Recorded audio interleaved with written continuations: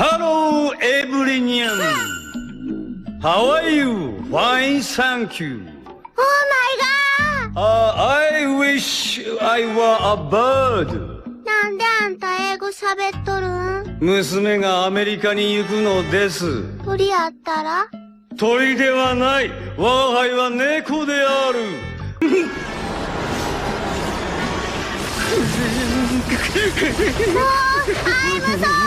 Halo, kita ketemu lagi di IELTS for Indonesian. Kita bakal belajar reading IELTS part 2. Hari ini bakal bahas 11 tipe soal reading.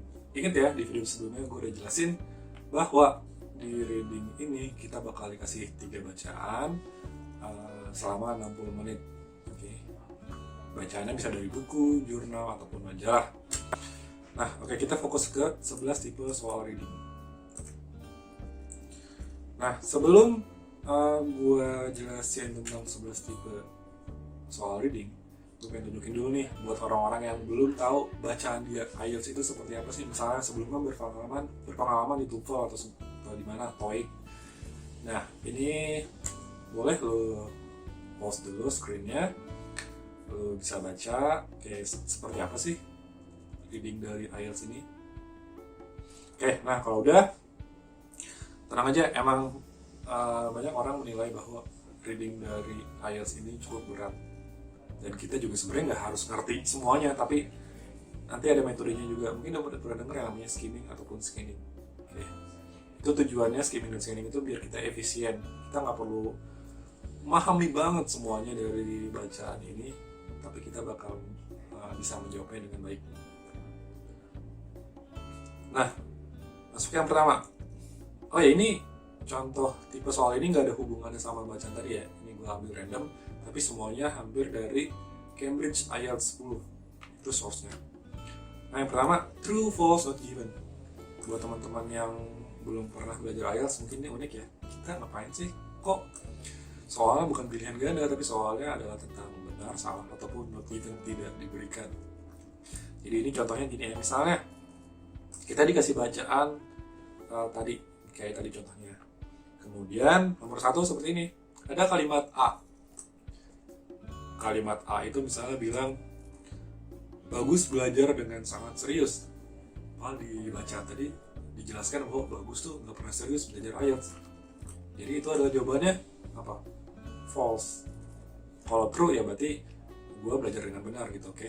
Nah kalau not given itu tidak dijelaskan bahwa gue belajar dengan benar ataupun enggak, itu nggak dijelaskan. Jadi itu adalah contoh not given. Nah, yang kedua juga kurang lebih sama ya, tipe soal kedua, yes, no, not given. Kurang lebih kayak yes, no itu ya, itu apakah soalnya ini, misalnya ini yang ini ya, yang gue arahin, itu sesuai nggak sama yang apa ditulis oleh writer di bacaan. Oke, itu tipe soal 1 dan 2.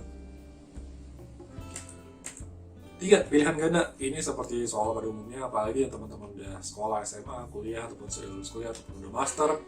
Ini sudah kita temukan ya dari zaman kita kecil ya, pilihan ganda. Ya udah, kita pilih aja dari A, B, C, D. Ini mana yang lebih sesuai dengan pertanyaan dan ada yang tadi bacaan. 4, melengkapi kalimat. Nah, mungkin teman-teman bertanya-tanya, kan di bacaan udah ada banyak kalimat, kenapa soal ada kalimat juga? Ya udah, itu salah satu karakter dari tipe soal IELTS reading. Misalnya ini nomor 14, ini ada kalimat yang tidak lengkap. Ini tuh sebenarnya sudah dijelaskan ada di bacaan, tapi mungkin sudah dilakukan paraphrase atau kalimatnya sudah disinonimkan, jadi tidak tertulis persis seperti ini, tapi kita harus paham maknanya yang sama. 14 ini apa sih jawabannya? Seperti di bacaan. Begitupun dengan soal lainnya. Oke. Itu adalah tipe soal keempat, melengkapi kalimat. 5, mengisi formulir pesan, tabel, bagan, ataupun ringkasan. Nah, ini soal yang gue taruh di PPT PowerPoint ini adalah apa ya? Tabel ini ya. Tabel antara cause dan effect, penyebab dan efeknya. Jadi nanti dari bacaan misalnya apa sih? Tentang whales ya, tentang binatang ya, mamalia. Ada bacaan tentang mamalia, misalnya kena penyakit atau apapun, ya ternyata ya udah kita harus cari quotes-nya apa, berdasarkan bacaan itu kita lengkapi. Oke. Sederhana ya ini ya. Jadi semacam ini tabel, kemudian kita lengkapinya juga informasi berdasarkan dari bacaan. Nomor 6, beri label pada bagan peta atau plan. Nah yang ini untuk ini sumbernya dari Cambridge IELTS 11. Ini ada gambar, dikasih soal 20 sampai 26. Nah ini sebenarnya tentang fungsi-fungsi bagian dari gambar ini sebenarnya sudah dijelaskan di bacaan. Kita harus lebih detail lagi bacanya dan kita jawab sesuai yang dibutuhkan untuk melengkapi kalimat ini, memberi labelnya. Contohnya tidak sebatas ini aja, mungkin bakal lebih banyak konteksnya, tapi kurang lebih seperti ini contohnya ada di Reading IELTS. Selanjutnya menjawab pertanyaan singkat. Oke. Dalam menjawab pertanyaan singkat, ini juga mungkin sederhana ya, sudah biasa kita temukan dalam format ujian apapun, tidak terbatas dalam bahasa Inggris ya. Pertanyaannya seperti ini, kita jawab singkat. Nah singkatnya seperti apa? Nanti gue jelasin ya, tapi gue jelasin sedikit di sini bahwa kalau lu sedang ngerjain reading IELTS, lu harus perhatiin test direction itu tentang apa sih? Test direction itu seperti apa? Misalnya nomor 7 pertanyaan seperti ini, kita harus menjawabnya seperti apa? Lihat test directionnya. Kita harus menjawab no more than 2 words and or a number. Maksudnya kita tidak boleh menjawab nomor 7 lebih dari 2 kata atau dengan 1 angka. Maksudnya apa? Misalnya 2 kata itu benar karena masih dalam test direction. 2 kata 1 angka benar nggak? Benar karena 2 words and number. Kalau number doang benar nggak? Benar karena itu termasuknya ini ya, number. Tapi ketika kita bilang kita nulis jawaban nomor 7 ini adalah 3 kata dan 1 angka, salah. Ataupun kita jawabnya dengan 2 angka, salah juga. Oke, hati-hati. Ini ada di semua tipe soal ya, lo harus perhatiin juga, nggak terbatas dalam tipe soal pertanyaan singkat. Perhatiin test direction-nya.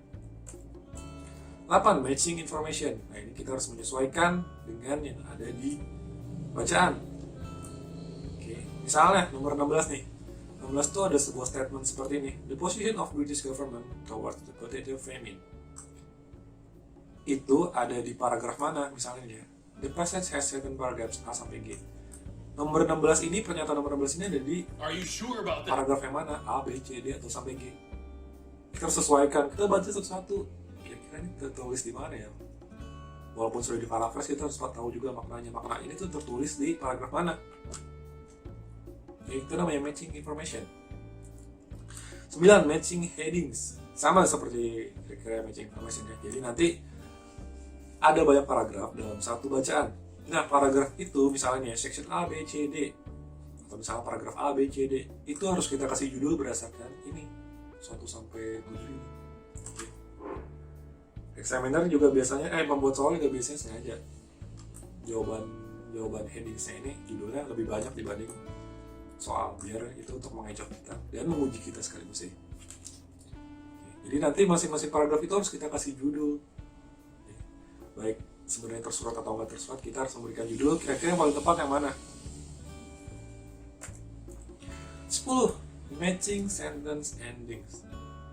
Memberikan akhiran dari kalimat ya. Nah seperti ini. Ada soal nomor 21 sampai 28. Pilihan jawabannya apa? A sampai L. Lebih banyak pilihan jawabannya. Nah kita nomor 21 harus melengkapi kalimat. Misalnya tadi gue kasih kalimat bagus, malas belajar, bla bla bla bla bla. Kita lihat di bacaan, bagus nih malas belajar apa ya? Gitu. Sesuaikan dengan ininya yang ada di sini, sentence endings. Oke.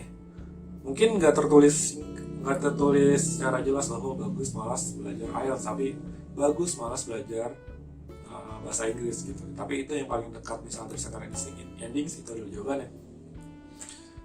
Terakhir, matching feature. Kita menyesuaikan fitur. Oke. Fitur tuh sebenarnya bisa apa aja sih? Bisa tentang kayak ini tentang apa ya? Tentang ini istilah medical ya.